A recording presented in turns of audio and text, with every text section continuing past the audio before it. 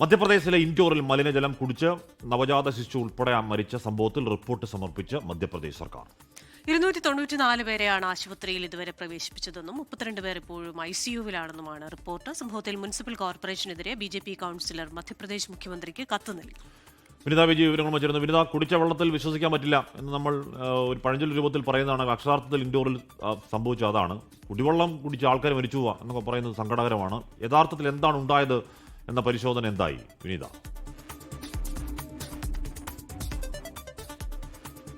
ഹാഷ്മി, ഇക്കാര്യങ്ങളിലൊക്കെ തന്നെ വളരെ കൃത്യമായി പരിശോധന നടത്തുന്നുവെന്നാണ് മധ്യപ്രദേശ് സർക്കാർ വ്യക്തമാക്കിയിരിക്കുന്നത്. ഇന്നലെ ഈ മുനിസിപ്പൽ കോർപ്പറേഷനിലെ അഡീഷണൽ കമ്മീഷണർ അടക്കമുള്ള ഉദ്യോഗസ്ഥർക്കെതിരെയൊക്കെ കടുത്ത നടപടികൾ എടുക്കുകയും അവർക്ക് കാരണം കാണിക്കൽ നോട്ടീസൊക്കെ നൽകുകയും ചെയ്തിട്ടുണ്ട്.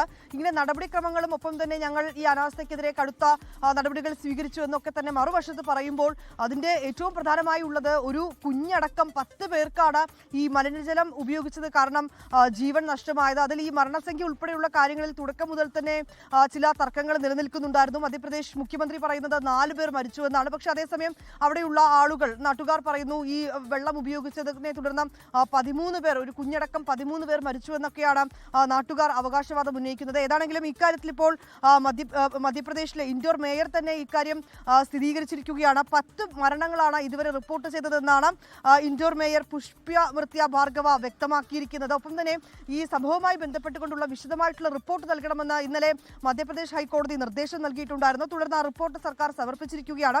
ഈ റിപ്പോർട്ട് അനുസരിച്ച് മലിനജലം ഉപയോഗിച്ച് നിലവിൽ 32 പേരാണ് ഇപ്പോഴും ICUവിൽ തുടരുന്നതെന്നാണ് ഈ റിപ്പോർട്ടിലെ കണക്കുകൾ വ്യക്തമാക്കുന്നത്. 294 പേരെയാണ് ആശുപത്രിയിൽ ഇതുവരെ പ്രവേശിപ്പിച്ചിട്ടുണ്ടായിരുന്നത്. 93 പേരെ ഇതിനോടകം തന്നെ ഡിസ്ചാർജ് ചെയ്തു. ഇത് ആശുപത്രിയിൽ പ്രവേശിപ്പിച്ചവരെയും ഒപ്പം തന്നെ ആശുപത്രിയിൽ നിന്ന് ഡിസ്ചാർജ് ചെയ്തവരെയും കണക്കാണ്. ഇത് കൂടാതെ തന്നെ ആരോഗ്യ പ്രശ്നങ്ങൾ ഏതാണ്ട് 1000-ലധികം ആളുകൾക്ക് നേരിട്ടതായാണ് നാട്ടുകാർ പറയുന്നത്. പല തരത്തിലുള്ള ബുദ്ധിമുട്ടുകളൊക്കെ തന്നെ അവർ നേരിട്ടിട്ടുമുണ്ട്. ഒപ്പം തന്നെ ഈ വിഷയത്തിൽ ഇപ്പോൾ ഈ ഒരു കൗൺസിലർ, BJP കൗൺസിലർ തന്നെ മുനിസിപ്പൽ കോർപ്പറേഷനെതിരെ രംഗത്തെത്തിയിരിക്കുകയാണ്. 2023 തന്നെ ഇതുമായി ബന്ധപ്പെട്ട് ഈ പഴയ പൈപ്പ് ലൈനുകളുമായി ബന്ധപ്പെട്ടുകൊണ്ടുള്ള വിഷയം താൻ ഈ കോർപ്പറേഷൻ്റെയൊക്കെ തന്നെ ശ്രദ്ധയിൽ കൊണ്ടുവന്നതാണെന്നാണ് അദ്ദേഹം പറയുന്നത്. അന്ന് ഈ പഴയ പൈപ്പ് ലൈനുകൾ മാറ്റണമെന്നൊക്കെ ആവശ്യപ്പെട്ടിട്ടുണ്ടായിരുന്നു. പക്ഷേ ഈ ടെൻഡർ നടപടികളിലേക്കടക്കം വലിയ അലംഭാവം ഉണ്ടായെന്നും അദ്ദേഹം വ്യക്തമാക്കുന്നുണ്ട്. ഏതാണെങ്കിലും ഇക്കാര്യങ്ങളൊക്കെ തന്നെ ചൂണ്ടിക്കാട്ടിക്കൊണ്ട് മധ്യപ്രദേശ് മുഖ്യമന്ത്രിക്ക് കൗൺസിലർ കത്തും നൽകിയിട്ടുണ്ട്. ഹാഷ്മി, ലോകത്തെവിടെയായാലും ഏത് സമയത്തും 24 വാർത്തകളും ഓഗ്മെന്റഡ് റിയാലിറ്റി പാക്കേജുകളും എക്സ്പ്ലെയിനറുകളും വിശദമായി കാണാൻ ഞങ്ങളുടെ YouTube ചാനൽ നിങ്ങൾക്ക് സബ്സ്ക്രൈബ് ചെയ്യാം.